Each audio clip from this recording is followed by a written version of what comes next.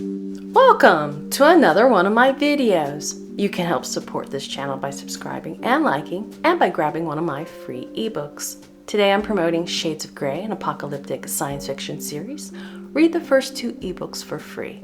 I'll leave a link in the upper right hand corner and one in the description. And now to today's video. In today's video, you'll be listening to a radio broadcast, kind of like the 1930s, 40s, and 50s style of radio programming. You'll be listening to Dr. Zoboro's Revenge, all parts, so sit back, relax, and enjoy the listening entertainment. Oh, and before the radio program starts, here's a quick look at the commercial for the new season in case you haven't seen it. The radio program will follow right after it.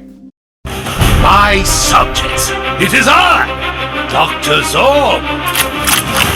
Captain Cosmos thinks he defeated me in the legendary run, but I shall gather my forces and I will have my revenge.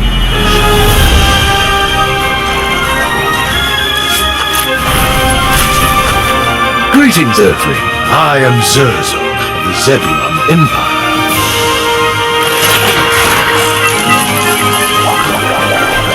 I'm an astronomer. I study the sky and extraterrestrial life.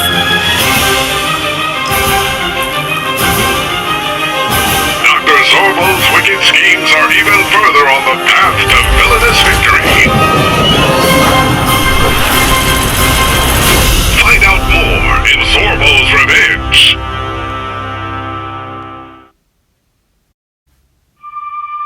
Gather around your radio once again for another exciting tale from the world of hubris. This week, listen in on the latest episode following the exploits of our favorite villain. Join in for another exciting installment of Zorbo's Revenge. Behold, my subjects. It is I, Dr. Zorbo, the former and future Emperor of the Universe.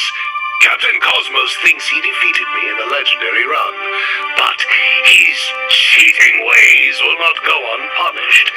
I shall travel the universe to gather my forces and create the Star Mangler, the most destructive war machine ever conceived, and I will have my revenge.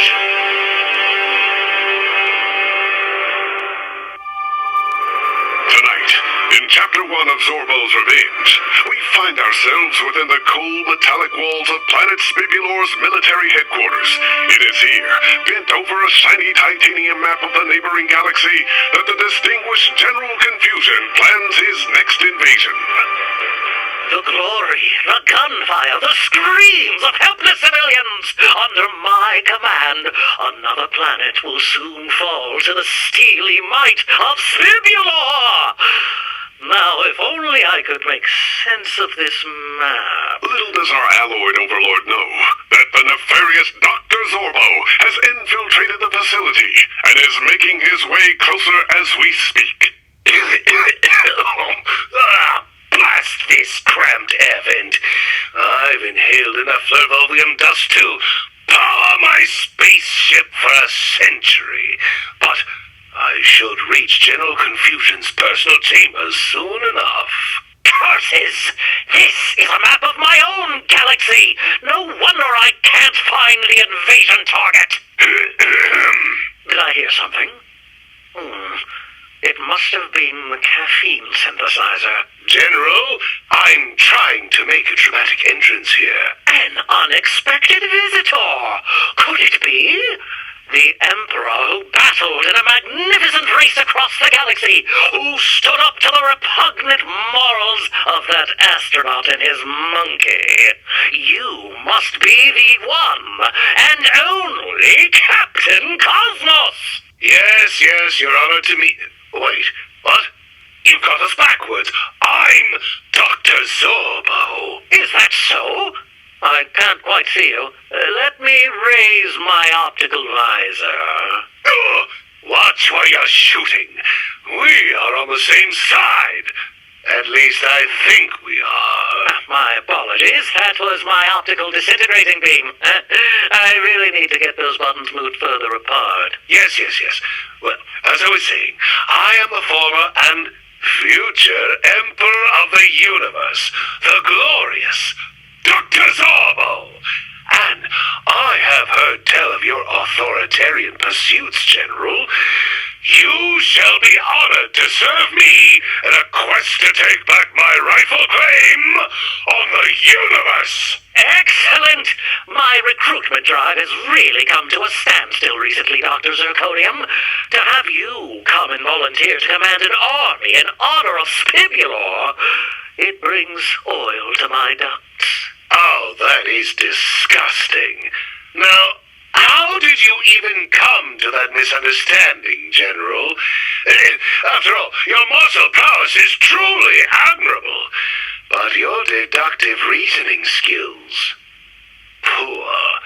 I see now how you got your name. What was that?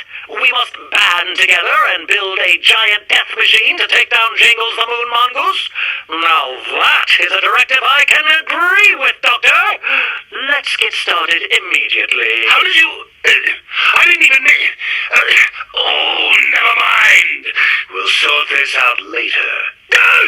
A spiked cage? Why in the world is your personal chamber rigged with death traps? Why, Doctor, you stepped right onto that bathroom scale. It should be quite easy to avoid. Of course. I stepped there on purpose. It was just a test. Your deceptive ineptitude is quite a force to be reckoned with, General. Welcome to... the team. Now let me out of here! It takes several hours, but General Confusion finally locates the button to disarm Dr. Zorbo's unfortunate prison. Not before trying out a litany of other similarly unlabeled death trap buttons. Against all odds, the two villains come out of the ordeal unscathed, having forged an iron bond on the shared frustration of misunderstanding each other. Who will Dr. Zorbo recruit next? And when the time comes for them to face each other, will Captain Cosmos fall prey to General Confusion's baffling misconceptions? The thrilling tale of Zorbo's revenge continues tonight as Dr. Zorbo makes his way to the ocean world of Mole, accompanied by his new ally, General Confusion. Here, in the floating wave city, Dr. Zorbo seeks the recently invented Phlogiston Drive, an engine of terrible power that is perfectly suited to serve his fearsome Star Mangler. We join the action as Dr. Zorbo and General Confusion stalk the salt-sprayed streets of nighttime Wave City, approaching the warehouse where the Phlogiston Drive is stored. Quietly now, General. Dr. Zorbo fears no man. However, we must take the drive under cover of darkness. This engine is a formidable source of power.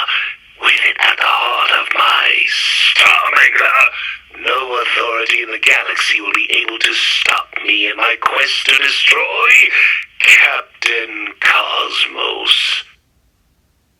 At last we're here.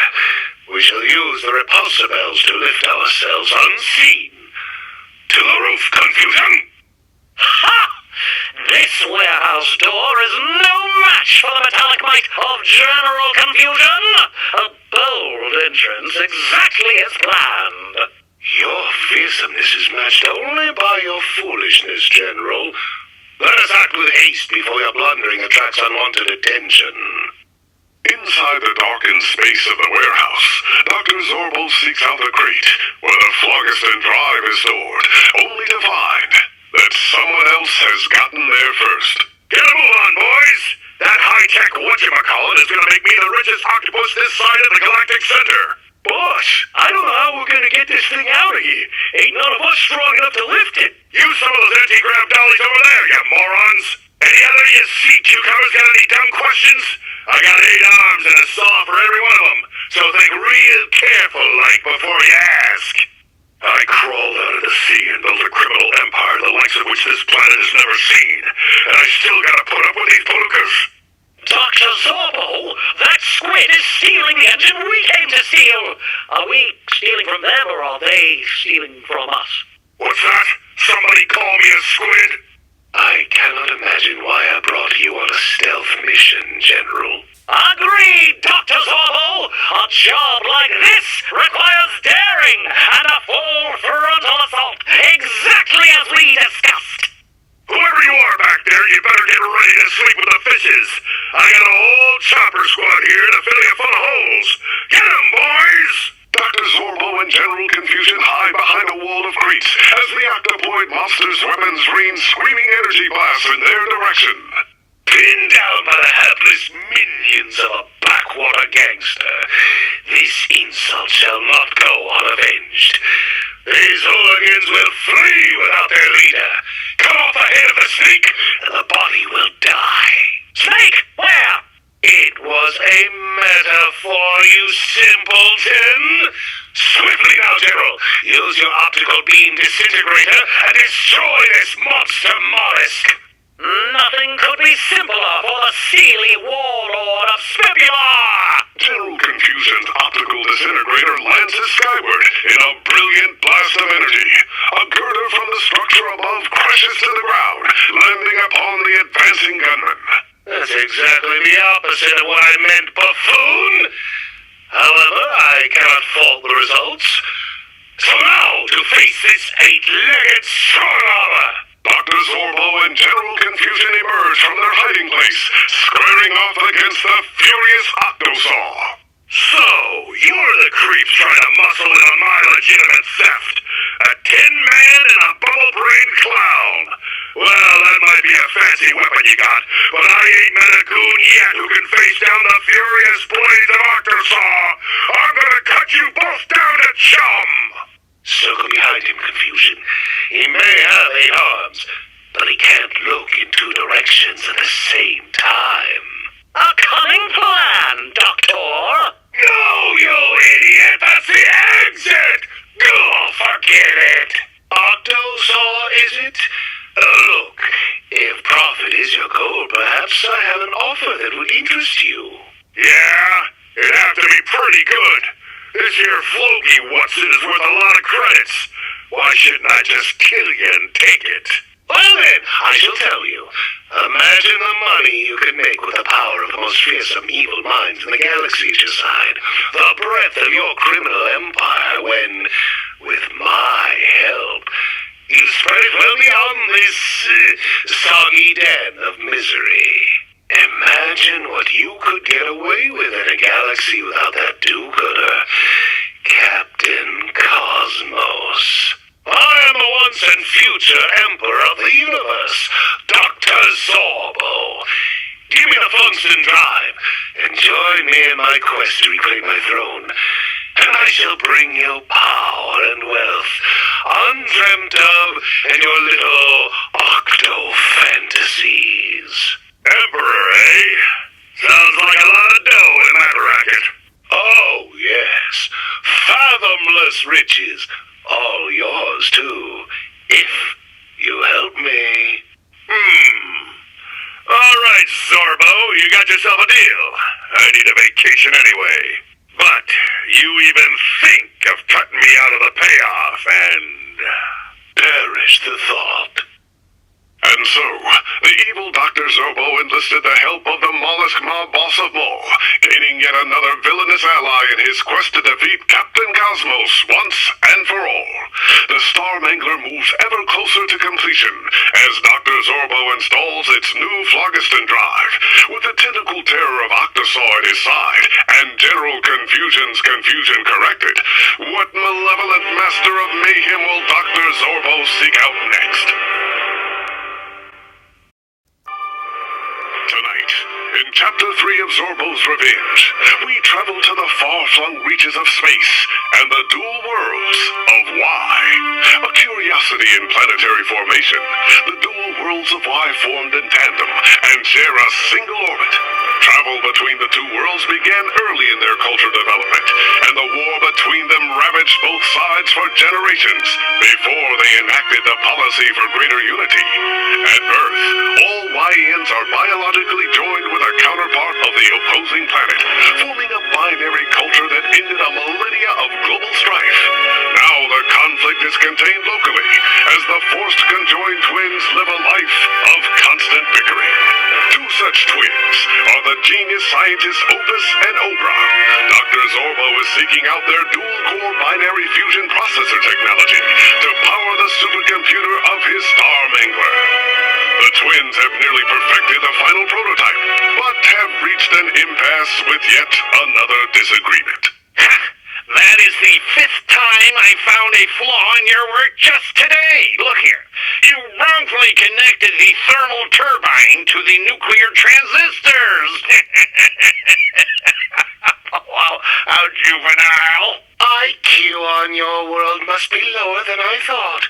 That is clearly a Podensky-Kruger bridge connecting the two transistors. And that's not a thermal turbine, it's a cooler diode, you dunce! Idiot. You wouldn't know a Podensky-Kruger bridge if it connected your eyebrows together. While these two wrangle one another, I shall sneak by, and then the prototype will be mine. The Star Mangler will have the most advanced computer in the universe. As Opus and Obra fight toe-to-toe, swinging their fists wildly at one another, Dr. Zorbo awkwardly sneaks behind them, laser-focused on pilfering the paradigm-shifting prototype processor. Fixated on his banditry, Zorbo is completely unaware that the scuffle between the conjoined duo has escalated from fisticuffs to firearms. Obra, you twit! Nobody calls me second-rate. How about a blast from my repulsor ray? Eh? Ah! Ha! You missed it! From there! Your aim is as pathetic as your world's soldering skills. Look! You even hit some sort of wrinkly space frog. You're right. I think I hit a weird walking jar of pudding. You must have left the door open again, letting all manner of riffraff in here. Riffraff? Why, I am the former and future Emperor of the entire universe, including you two insignificant bickering balls of binary blunders. Now, hand over that fusion processor and you can get back to killing each other. We may hate each other, but we hate thieves even more. I don't care who you think you are. From our perspective, you're just the Emperor of cat burglars. I see that I have underestimated you two geniuses. Your intelligence is obviously unequal, but how am I to know which of you is the most intelligent? I could use more brain power on my growing crew, but of course, only the very best. Well, obviously I'm the clear choice. That moron Obra is slower than a Devalian space snail. He couldn't cogitate his way out of a wet paper bag. Ha! My bone-headed brother Opus is so dense, he once ate a box of animal crackers and was worried he was no longer vegetarian. I am quite clearly the superior option. I suppose I'll need further time to decide. You may both join my crew for evaluation on the condition that you bring along that dual-core binary fusion processor. We accept your offer. I'll finally have an opportunity to prove that I am the dominant half in this unfortunately codependent relationship. And I shall at last be able to show the world that this simpleton has been holding me back our whole lives. Then pack up your gear, you bickering binary buffoons. We have a mission to accomplish. With this new supercomputer at my command, I am even closer to my ultimate revenge on the dreaded Captain Cosmos. And so, the brilliant Dr. Zorbo tamed the feud between the twins, not only gaining two more diabolical colleagues, but also yet another tool in his arsenal to enact his vengeance on Captain Cosmos. His plans moving quickly to fruition, Dr. Zorbo's wicked schemes are even further on the path to villainous victory.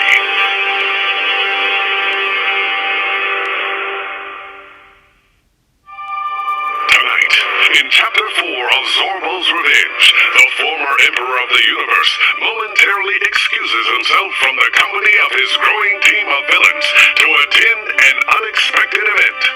He sits unnoticed amidst an audience of a business conference at the luxurious Long Neck Corporation headquarters on Triton 5.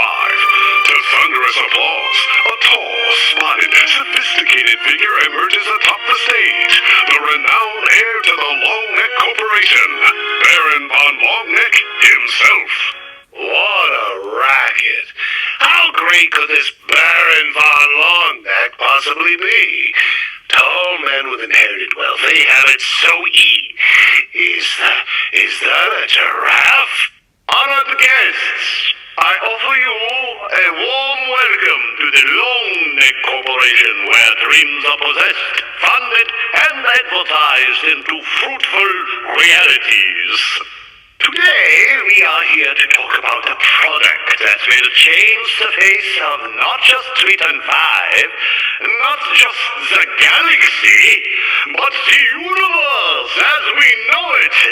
And while I hate to leave you all in suspense, I believe that the best way to unveil this product would be to have one of you experience it for the first time right here on stage.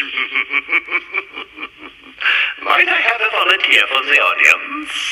Anyone? Oh, my goodness, what claptrap. Hurry up and get this presentation over with so I can accost this mammalian baron about my plan. So many eager volunteers to choose from. Yes! Some robed gentlefolk with the exposed brain chamber. You look like a person of fine product testing capabilities. Could I persuade you to join me on stage? I can handle anything. Though I'm usually the one testing my own products of destruction. I suppose I can make an exception. I'm so pleased to have you demonstrate the Long Neck Corporation's latest and greatest innovation, which definitely exists and will be unveiled in just a moment.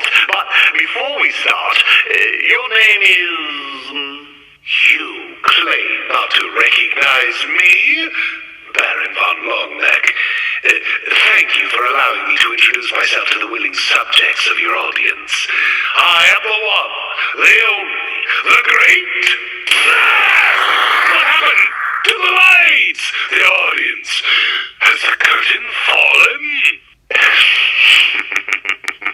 Now that you're alone, I know who you are, Dr. Zorbo. You are a prestigious man, one admired by many of our galaxy's various players. Your recent defeat to Captain Cosmos lowered your stock value, but we can run an advertising campaign to fix that. My stock value? Explain yourself at once, you insipid camel leopard! The truth is, Dr. Zorbo, I know more about you than you would ever like me to know. What is this? I can hardly... Photographs? How did you get these?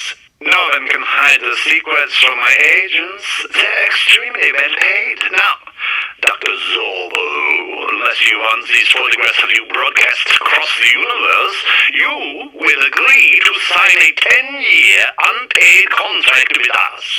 I'm offering you a chance to go down in history as the Long Neck Corporation's chief celebrity icon. Or as the disgraced criminal that you are. No. I'm not made to serve a galactic mega corporation. I'm made to rule the universe as a genius, Dr. Zorbo, a free agent. But those photographs would screw me. We will squeeze every drop of material value out of you, Dr. Zorbo, and when you are stone dry, we will put a filter on you and make the consumer see an erases. The corner Dr. Zorbo wrings his hands, synapses firing into overdrive as he cogitates a way out of this corporate conundrum. Soon he realizes that the charismatic wiles of the calm, towering creature have completely distracted him from his original plan. He has something to offer this megalomaniac, something far more symbiotic than his servitude. You know, Baron, I believe I have a better offer for you. It's the reason I came here, after all. If the Longneck Corporation were to fund a project, say, I don't know, a starship strong enough to reclaim my dominion over the universe, that would make for some fantastic press for your corporation, don't you think? A new project? Our idea room has gone rather stale recently. You have my attention, Dr. Zorbo. Perhaps we could be partners. Why don't you give me your pitch? With that, Dr. Zorbo and the industrious Baron von Longneck got to work forming a perilous business partnership. Perilous for Dr. Zorbo, now facing the signature line of a 2.3 billion page contract. But even more perilous still for Captain Cosmos, who is yet to confront the indomitable power of the now-funded Star Mangler. Who else will Dr. Zorbo recruit before this terrifying project is finished? Find out on the next episode of Zorbo's Revenge.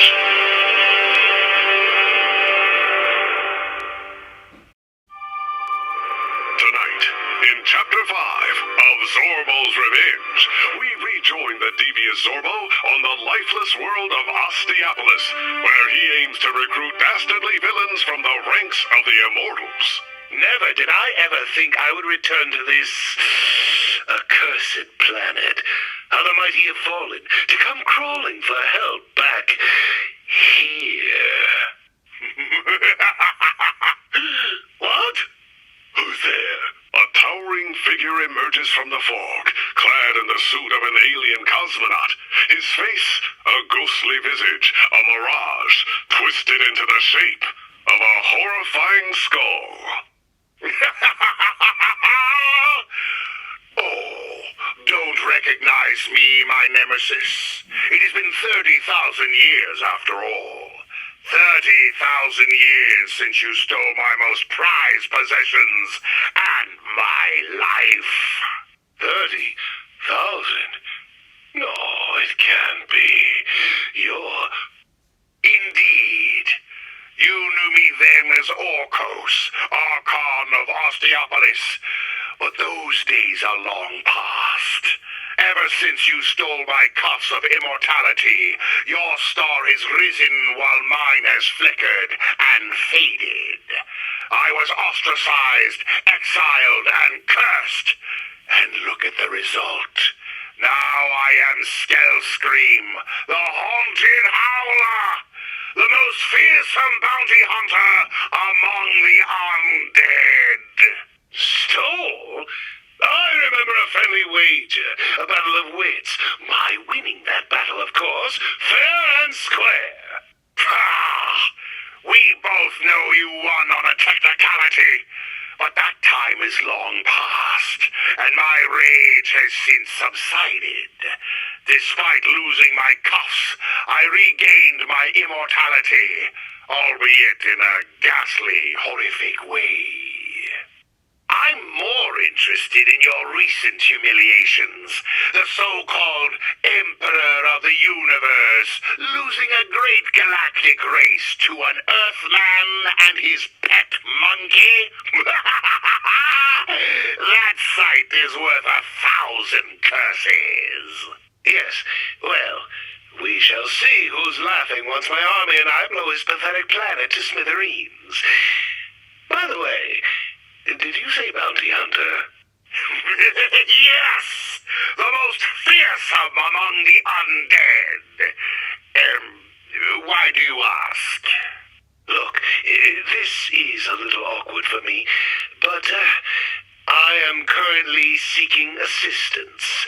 Simply help me defeat Captain Cosmos and that blasted Jangles, and the wealth of the universe could be yours. Intriguing, little Zorbo. Intriguing.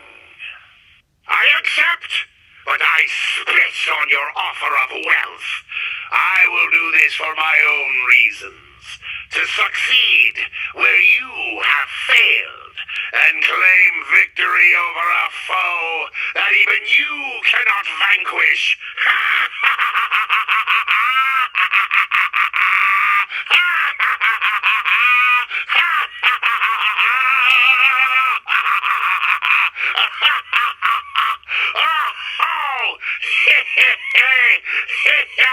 Yes! It feels good! Damn, I haven't laughed that long in centuries! Scale Scream cackles into the Osteopolin Ebonite, and Dr. Zorbo has gained another powerful ally. His evil army continues to grow, and together they march toward confrontation. Will the horrible Scale Scream succeed, or Dr. Zorbo has failed? Stay tuned, listeners.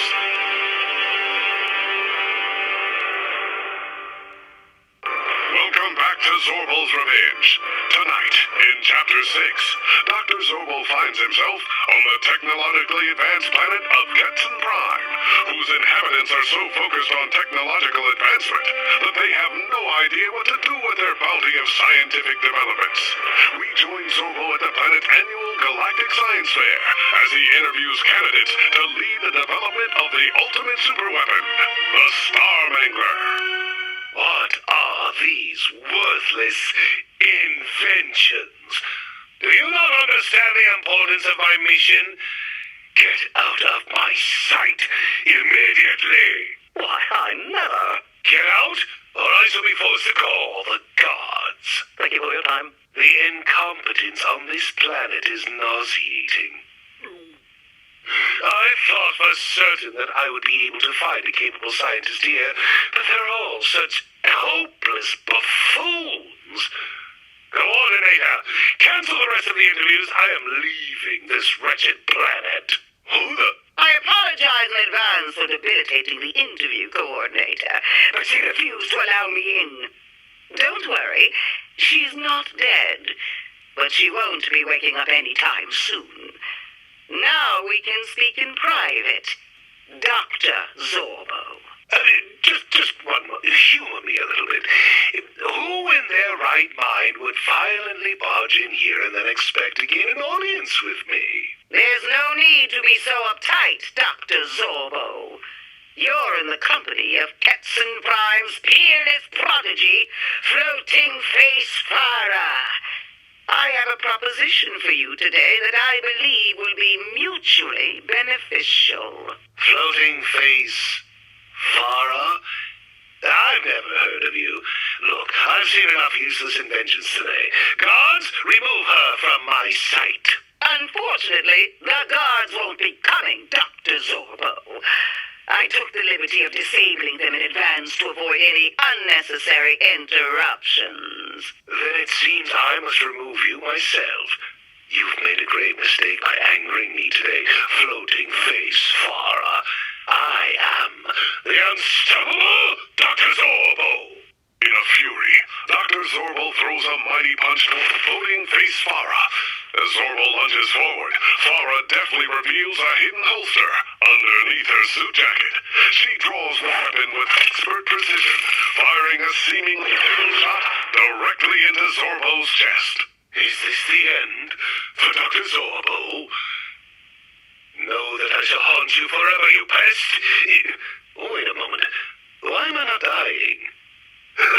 Your pathetic weapon cannot harm the great Zorbo! Of course not, Dr. Zorbo. That was merely a stun ray to prove my skills.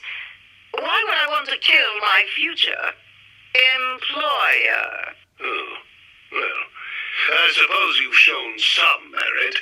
Perhaps I was too hasty in my judgment.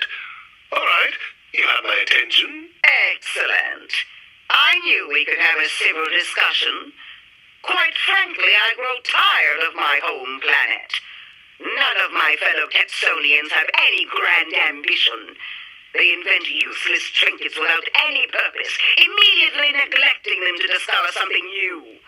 I refuse to continue participating in this pointless cycle. Please allow me to join your cause so that I can finally see my inventions put to real use. And so it seems there's at least one scientist on this planet who isn't a complete fool. But you're aware that there is a glaring problem with your proposition, Farah. I cannot kill Captain Cosmos with mere stun rays. Not to worry, Dr. Zorbo. That's where my latest creation comes into play. the Food Blaster 9000. It generates a 1 billion gigawatt laser, which is separated into millions of more controllable micro-lasers.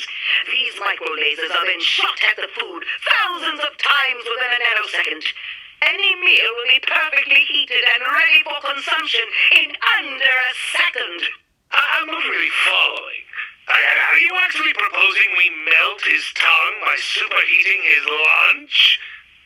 Look, my plan is much larger than that. It's enormous, even. What I need is to complete the Starmangler's main cannon to absolutely pulverize Captain Cosmos and his puny planet Earth. Allow me to reiterate. 1 billion gigawatt laser. If focused on a single target, from my calculations, that much energy would be capable of destroying an entire star system. Are you following me now, Dr. Zorbo? Absolutely brilliant. Standing ovation. Say no more. Floating face, Farah. As of this moment, I officially declare you my Lord of Destruction. You will join me and bring life to the greatest super weapon of all time, the Starmangler. Finally, the universe will know the name Floating Face Fire!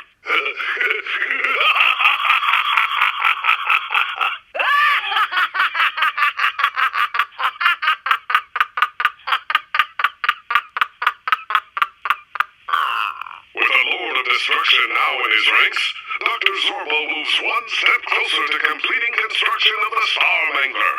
Will Captain Cosmos prevail against such a powerful superweapon, or is Earth doomed to become